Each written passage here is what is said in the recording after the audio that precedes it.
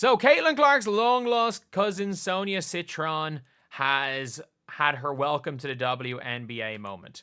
And is Caitlin Clark, does she have any relation to Sonia Citron? Of course not. I just think they look really alike. I just think that they 100% could be cousins. Like, she's Caitlin Clark with a tan. It is the amount of times I have to double take. I have to double take sometimes looking at, if you see Sonia Citron walking around in a tracksuit, you're double taking at times. But she had her welcome to the WNBA moment, and I have to say, it was very similar to Caitlin Clark's welcome to the WNBA moment. She got milled by a screen. She got absolutely milled by a screen. So, I thought today's game, Citron was okay. I think she was okay. I think she's not great at creating her own shot. She came up with 4 points, I think, in the early enough in the game, and looked good at times. I do think she looked good. There were times in the game where she looked good. I thought there were times in the game she looked bad, and that's going to happen for a rookie, especially a rookie coming in preseason. But this happened. This happened. So she's chasing Alicia Gray. Nobody calls the screen, and boom. Oh, that is a welcome. That is a preseason welcome to WNBA moment. Imagine doing like boom. Oh, and she's just down. She's just down. Oh, oof. Who's guarding Brittney Griner? Steph Dolson. You got to call that. You got to call that screen. Oh, that reminds me when Caitlin got creamed by Breanna Steward last year. That's not good. That's not good. And she's on the ground. She's hit the deck right there. And I have to say, I think maybe that's, you know, a bit of respect for Brittney Griner in preseason, knocking her on her ass and giving her a welcome to the WNBA moment. But, yeah. Yeah, it's a bit of an hard hit right there. A bit of a hard hit. And not even a bit, a lot of a hard hit. And I think today's game in general was just one big welcome to the WNBA moment for Sonia Citron. She was minus 18 in the game. And again, I still think there are things that I liked. I think the miss or the dream were just so good in the first quarter. She was 2 of 5 from the field. She hit a 3 pretty early, and she hit the next possession, scored 5 points.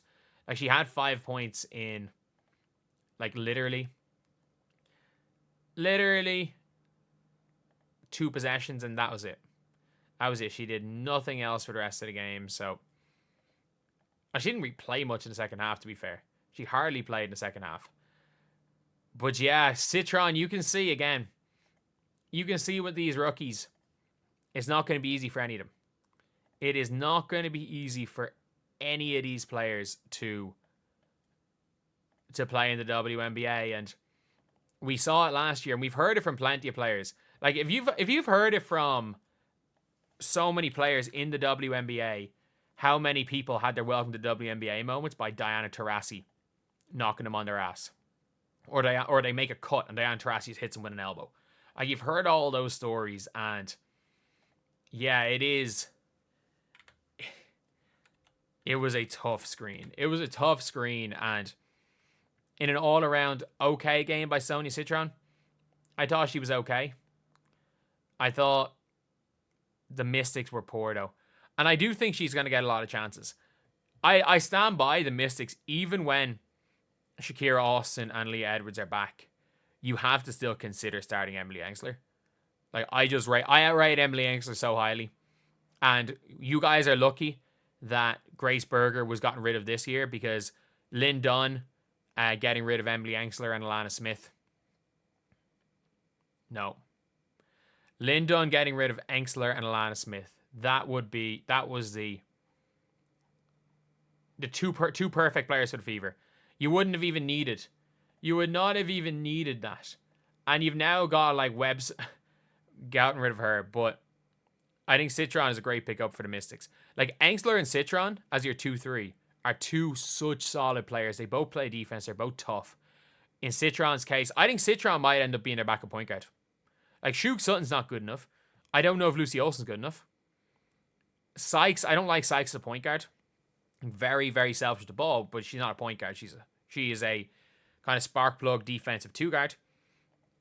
I do like the fact that Emily Engsler's there, and I think Citron, as time goes on, could end up being a point guard, because she did a little bit at Notre Dame. Because I think you can go out with bigger point guards, to be honest. But it's bad when you're seeing basketball websites now posting about a welcome to the WNBA moment. A welcome to the WNBA moment for Sonia Citron just lying on the ground. Like, yeah, it was a big hit, but I'm gonna say it, no malice. Absolutely no malice in it from Brittney. Well, not no malice. I think she wanted to just hit her hard. Not a dangerous play. An offensive foul, I hope, was called. I've actually got no idea if an offensive foul was called or not.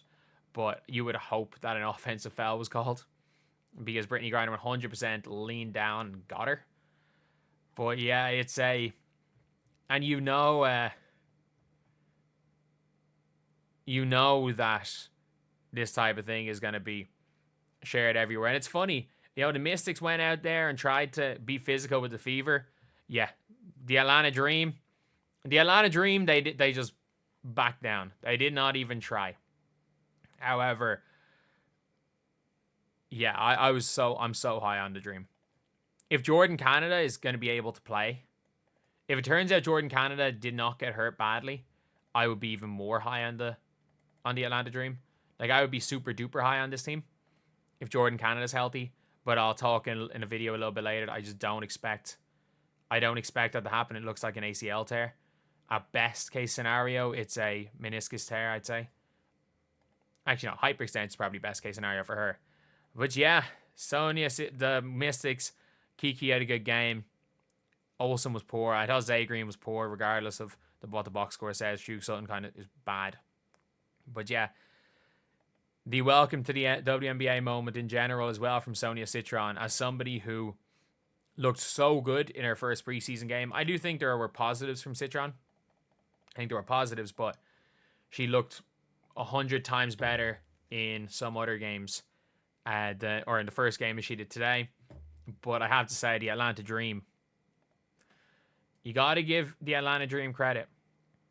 The Atlanta Dream credit for how hard they played. Like, everyone's saying it's only preseason, but I'm sorry, we saw the Mystics go out against the Fever like they wanted to win, like it was the freaking finals. We saw the Aces against the Wings go out to start the game like they wanted to win. We saw the Valkyries playing like it was a playoff game. We saw the Sky against the Lynx yesterday playing super hard. So for 50% of the teams, it seems, this isn't just preseason. This is not just preseason. But anyway, I'll see you guys.